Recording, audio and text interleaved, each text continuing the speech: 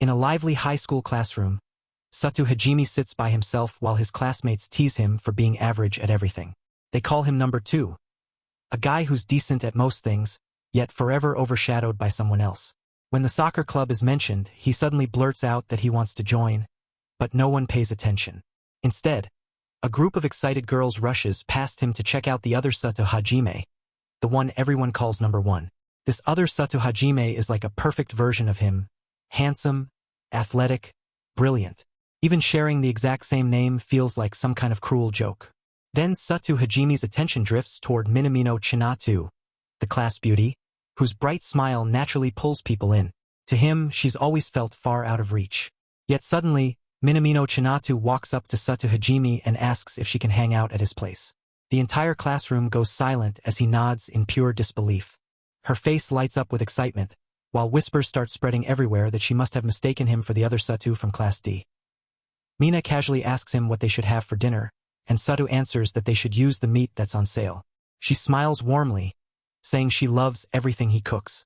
Once they step outside, Sato mentions that texting him like that felt a bit over the top, but Mina quickly apologizes, explaining she just couldn't stand waiting. Kneeling down with a nervous laugh, she admits how hard it was for her to ask. Her honesty catches him off guard as she brushes her hair aside and gives him a soft, gentle smile. In that moment, the boy who was always second finally understands what it feels like to be someone's number 1. And to understand why a bright, beautiful girl like Minamino Chinatu smiles so warmly at a boy like Sato Hajime, we need to go back a little. It starts on a cool October morning. Sato is jogging through the quiet streets when he notices a girl sitting alone in the park. As he gets closer, he realizes it's Minamino Chinatu from his class, and he asks if she's feeling sick. Seeing him in a tracksuit, she raises an eyebrow and asks if he's really out jogging this early. Sato nods, saying that even people who aren't in any club need exercise. She laughs softly, teasing him that he should just join a club if he's that active, calling him a weirdo.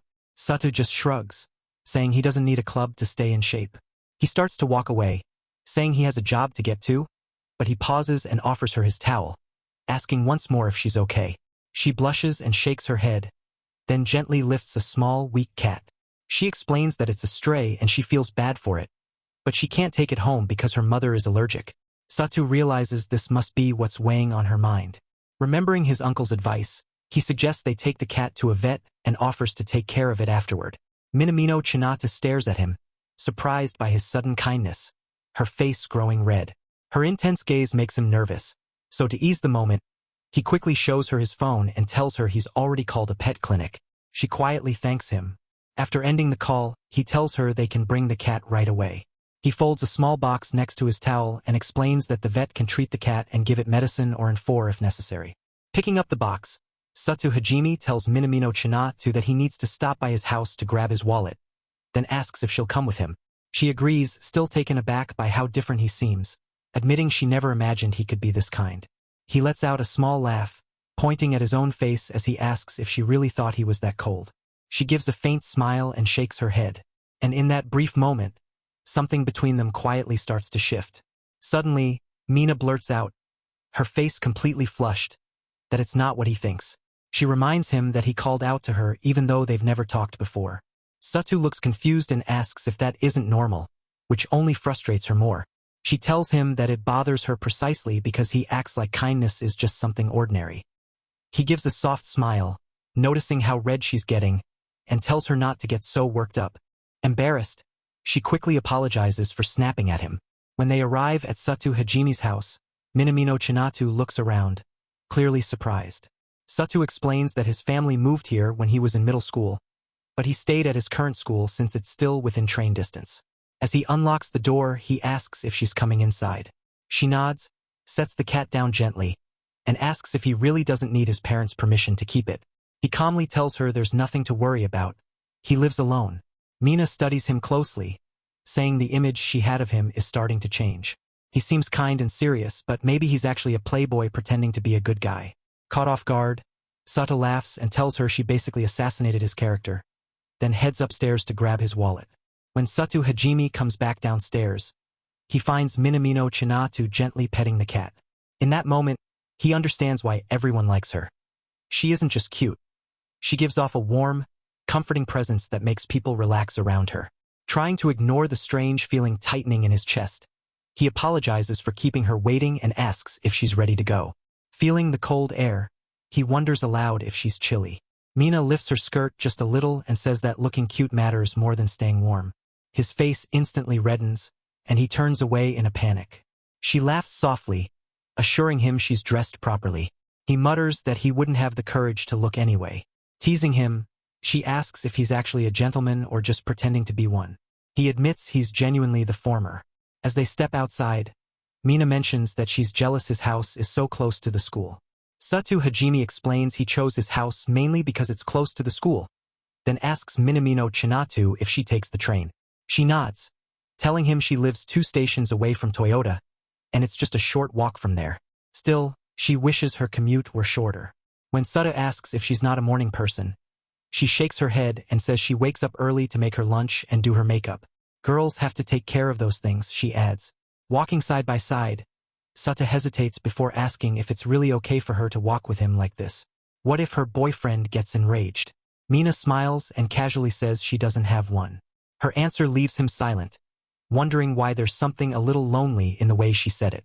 Then Mina suddenly calls him out, accusing him of trying to find out her relationship status. Satu quickly defends himself, saying he was only trying to protect his own feelings.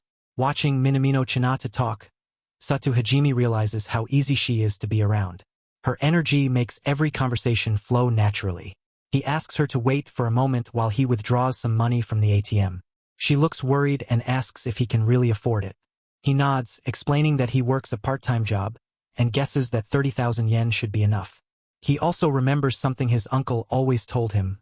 Money has no morality.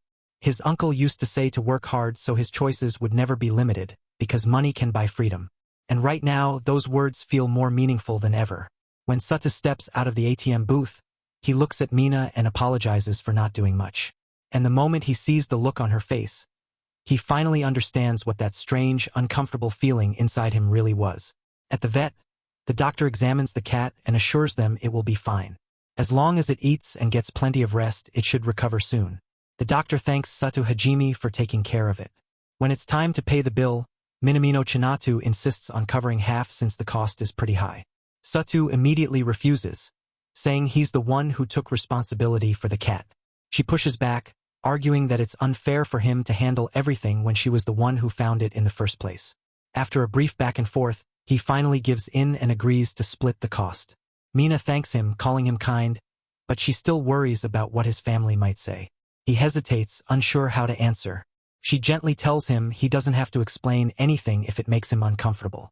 Satu Hajime nods, saying it's nothing serious, but the worried look on Minamino Chinata's face makes him pause. After a brief moment, he suddenly blurts out that there's something he wants to tell her. She smiles gently and tells him to go ahead. He takes a quiet breath and says plainly that he doesn't hate her. Outside the clinic, Satu suggests they keep talking. He points out that Mina tries too hard to get along with everyone, even though people already like her.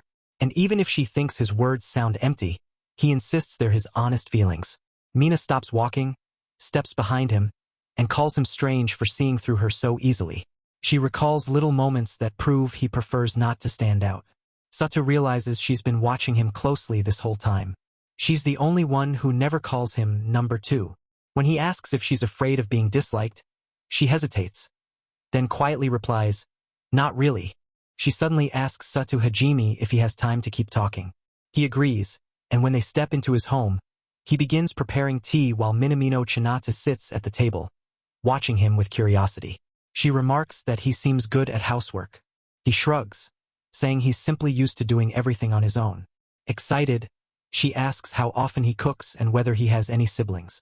Thinking of his teasing little sister, he confirms that he does, then asks if she doesn't have something more important she wanted to talk about. Mina sets down her teacup, suddenly stands up, her eyes bright, and with a small smile asks if he'll be her friend. Sutta freezes, staring at her in total shock as she looks at him with hopeful anticipation. Minamino has been a beauty ever since she was young. She even worked as a model when she was in middle school, and everyone who sees her agrees she's stunning. That same girl is now asking our lad to be her friend. He puts on a serious expression and asks her if she didn't already consider him a friend after everything they've been through. She pauses, clearly flustered, and quickly explains that she didn't mean it in that way. What Minamino wants is to be real friends with him, friends who can feel at ease around each other. He teases her, asking if she means someone she can relax around without putting on her people-pleaser act. She blushes, admitting it's true, surprised that he said it so directly. He nods, saying that's probably the least awkward way to describe it. Minamino stretches with a smile, admitting she already feels comfortable around him. Suddenly, the MC bows politely and asks if she'll be his friend. Caught off guard, she smiles back and answers, "If I must." He raises an eyebrow, teasing that she sounds a little impolite. Minamino freezes for a second, then finally notices the smile on his face. When the MC denies smiling, Minamino immediately calls him a liar. He lets out a quiet laugh, admitting he might be, and she says it just caught her off guard. He agrees, mentioning that he usually comes across as cold. She tells him to stop overanalyzing everything and thanks him for being her friend. As he watches Minamino smile, Satu feels a strange sense of unease. Realizing how disarming her smile is, he sets down his cup of tea and tells her she's trying too hard not to be disliked. She shakes her head, saying it's not that. It's just a long story. The MC stands up and tells her to go ahead and share it while he cooks. Mina hesitates, warning him that it's a heavy story. He just shrugs, saying it's fine since he usually listens to the radio while cooking anyway. She shoots him a sharp glare, telling him this is her tragic backstory and he's being way too casual about it. But then she suddenly freezes mid-sentence, eyes widening as she realizes he's actually preparing dinner. Satu starts cooking, and Mina finally begins her story, saying it all started with a bully. He immediately guesses it must have been people who disliked her for being cute and naturally likable, especially since she used to model and was already popular. Mina explains that back in middle school, she often received confessions, and her friends would tease her about it, pushing her to date someone just because so many boys liked her. Satu quietly hands her a towel to wipe the table, and she accepts it without breaking her flow. She continues, saying her friends pressured her to go out with boys, but she always refused. If she dated someone she didn't truly like, she knew she could end up hurting them. Still, she kept getting pushed and rushed into doing things she never wanted to do. And every time she turned the boys down, she apologized and walked away. After that, rumors spread, and people began calling her names. While wiping the table, she suddenly bursts out that she was already angry about all of it, and Satu nods in quiet agreement. She continues, saying that even though she didn't have a boyfriend, everyone acted like she should be dating someone already. But whenever someone confessed to her, everyone expected her to sit there and listen politely, during lunch, after school, every single time. Satu can tell she tried her best to respond politely to every single person, one after another. But eventually, she says she started rejecting everyone immediately and avoided talking to boys altogether. Then one day, her best friend suddenly confronted her in tears, accusing her of stealing her boyfriend.